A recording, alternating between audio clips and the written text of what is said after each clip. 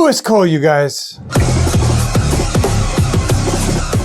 Whether it's Knower or Clowncore or the solo stuff, or perhaps his appearances with Wolfpack and Fearless Flyers, or just this type of thing. You know him, you love him, but what makes his playing style unique? If you had to do an impression of Lewis, could you? Of course, there are the obvious things like playing open-handed and riding through the streets of LA in a suit of armor. But what about the more subtle, drumistic stuff? Like this thing. Or his use of a very specific note grouping to compose his drum parts.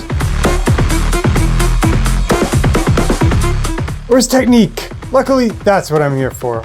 My name is Nate, and people call me the 80/20 drummer. And on this channel, we break down the nerdier aspects of the drums, so you can play better. And people don't actually know this about me, but Lewis actually joined me for a drum shed in 2016 at Bedrock Rehearsal Studios in LA. So I observed the man up close. And today we're going to talk about 6 very specific things that give Lewis his unique sound. Ready? Stay tuned.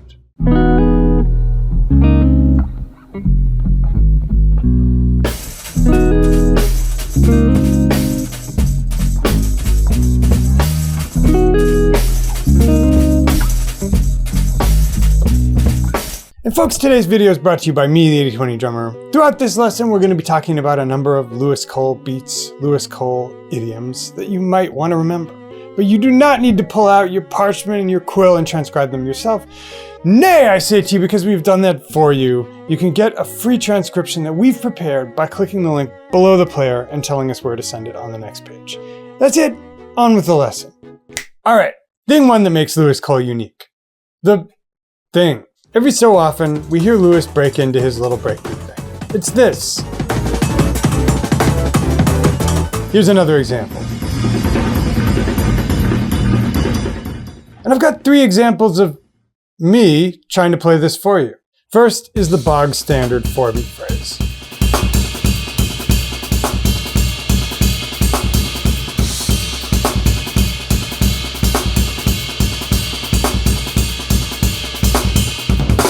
I'll play that a little slower.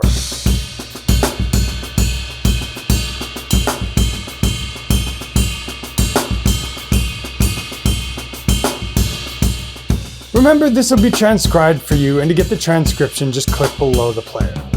And double disclaimer, this is my beat inspired by Lewis's beat, and we're not charging money for this. I can say that to make the lawyers happy.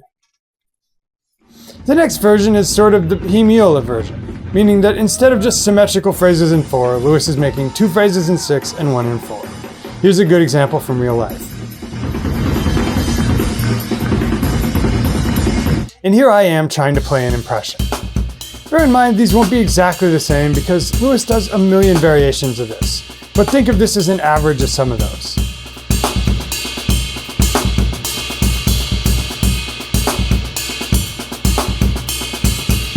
Here it is a little slower.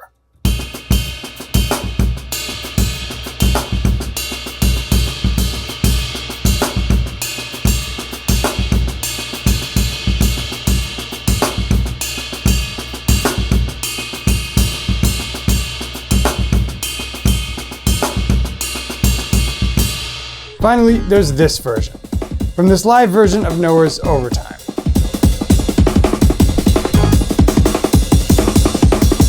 Here's my best impression.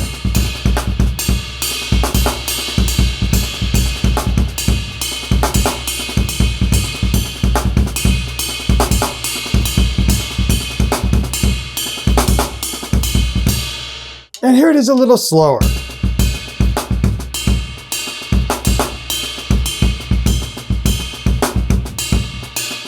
Big disclaimer as usual. Don't just take these verbatim and try to force them into your playing. What makes them sound good when Lewis does them is that he's phrasing with them in real time. So make sure to workshop these and come up with your own variations. Okay, so you might be wondering where all this stuff comes from. As I said in an earlier video, my conspiracy theory is there's some Keith Carlock DNA here. This is unconfirmed, you guys. But what's indisputable is that Lewis was heavily influenced by 90s drum and bass. Thing number 2. Heavy drum and bass influence. I mean, just search Lewis Cole drum and bass and you get this. The style he's imitating here is maybe best encapsulated by artists like Photek.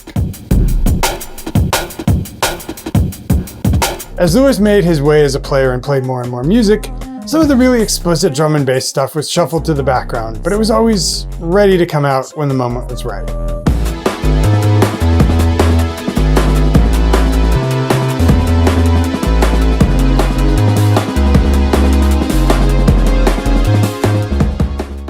A CK, we get this type of phrasing we discussed in number 1.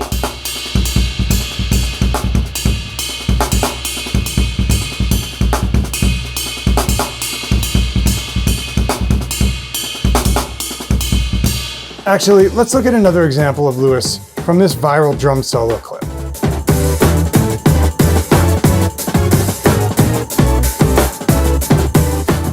Sure, the solo is sick, but I actually want you to listen to the ostinato, the keys. Hear how it goes, bim, bump, bump.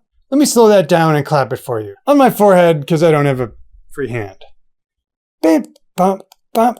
For all my odd-length phrase folks, you guys know what dot dadas mean, right? It's our old friend numero cinco, 5-note groups.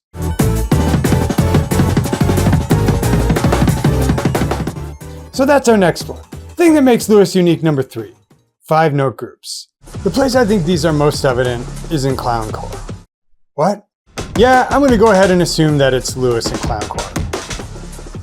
Let's just say there are clues. Okay, so we're going to look at 2 clowncore examples and pull this 5-note phrase thing out of them. The first is called keyboard, which you really need to see to believe.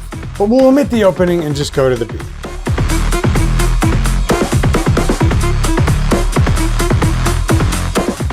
Hear that thing his kick drum is doing along with the bass line? Let's cut to me playing the beat.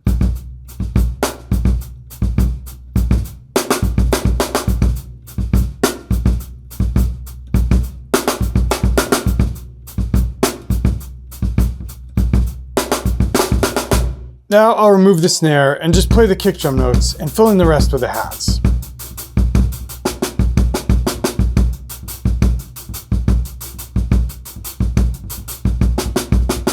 This is a 5-note pattern over 16ths. Ba-da, ba-da, ba-da, ba-da. By the way, the song keyboard made it practically impossible to Google what type of keyboard clowncore uses. Now, the example that opened this video, the song Computers. By the way, is that a Toyota Previa? My uncle used to drive one of those. Anyway, hear that same angular, hard-to-place bass line. Now, I'll play it without music.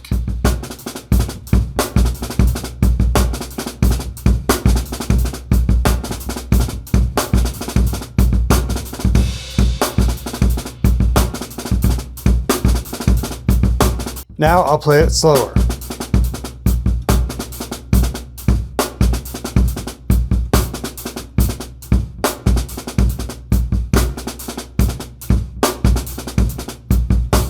Finally, I'll outline the 5 structure on the hats.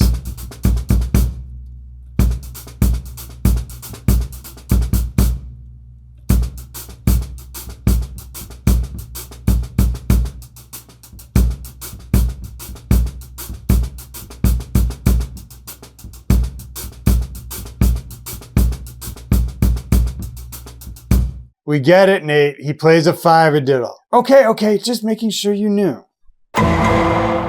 Anyway, once you hear this funky shape, you can't unhear it. At total random, here's another example in nature, Ben Wendell's frame.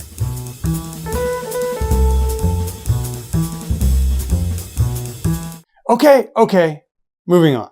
So how does Lewis play all that crazy stuff? Like, look at all the ghosts I had to hit to play the Computers beat.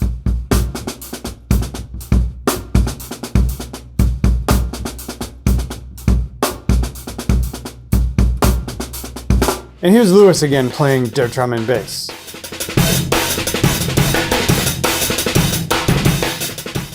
Answer?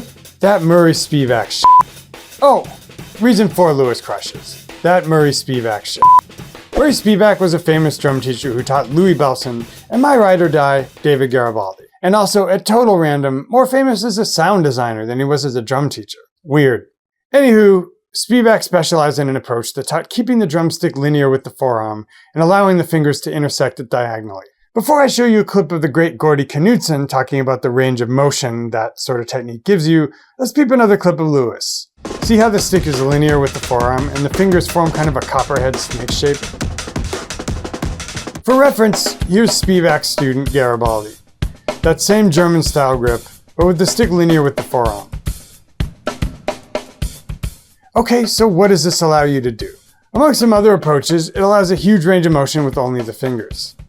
Here's Gordy Knudsen demonstrating on the 80/20 podcast.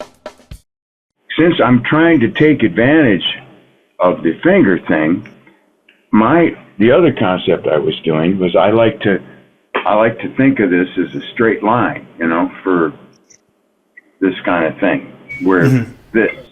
So if I've got this kind of in a straight line, when I open my hand, my fingers, I can have that open stroke can go all the way back to here. It's like taking, just taking this business, and then in fact, you can try this. Try pulling, and when you pull this, like I'm pulling. See if I'm using my middle and my ring fingers, and you can pull it right into the crevice of your palm here. Now, I don't know for sure who Lewis studied with, or if he ever explicitly practiced the Spivack technique. A lot of this stuff is in the air. But I can tell you from the tape that he's putting these principles of hand and stick physics to work, no matter where he learned them. Okay, these last two are a little more subjective. For a second to last, let's go outside of drums for a minute. I want to play you a knower song. OGs know this. Check the keyboard sound.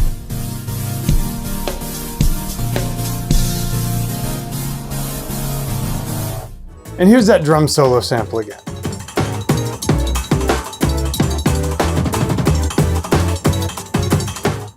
Now, clowncore. Like his characteristic, intentional lo-fi video style, Lewis also loves this keyboard in this patch. And check out this clowncore clip.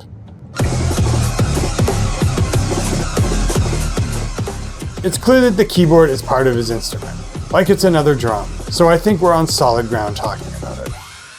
I did some Googling, and correct me if I'm wrong in the comments, but it seems like the consensus is he's using a few different keyboards, but one of the main clowncore ones is a Roland D50. You can see it here in the video Hell. He's also fond of this M-Audio 49ES, which you can see in this knower video. The source for all this stuff is a site called Equiboard, so if I'm wrong, check it up with them.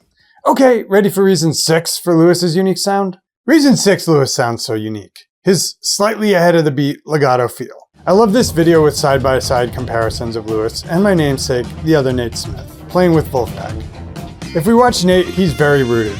Just a hair on the backside of the center of the beat with that continuous 16th feel we all know and love.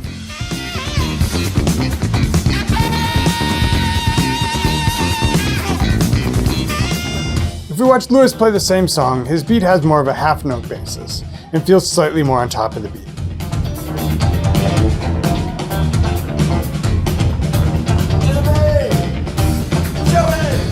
Both are killing. It's a case study in how there are different ways to skin the feel cat.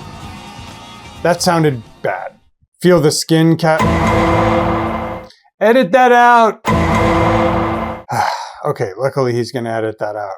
As I was saying, not inappropriate at all. There are different ways to approach playing feel. Let's listen to a couple other examples of Lewis's kind of half-note feel, which is super at home in house beats. Knower used to do a lot of house stuff with 4 on the floor, and one of my faves is What's in Your Heart. But you can hear that same propulsive half-note thing in their cover of Daft Punk's Get Lucky during the acoustic drum parts. Okay, let's review. The 6 subtle reasons Lewis Cole sounds so unique, amazing, killing, whatever. Numero 1, the hemiola backbeat thing. Numero 2, the drum and bass influence in general. Numero 3, extensive use of 5-note groups and phrasing. Numero 4, I think that was supposed to be numero, but we're gonna leave it. That Murray Spivack shit. Numero 5, keyboards. And finally, numero 6, his slightly ahead of the beat half-note feel that feels super rooted in house beats. And you at home can't see, but I spelled beats with a Z in the script. Did I get all the good ones? Are there any I missed or something you think I'm wrong about? Leave a comment below. I promise to read and honor all comments, unless there's something I disagree with even slightly, and then you'll be banned for life. Kidding! I'm kidding, you guys.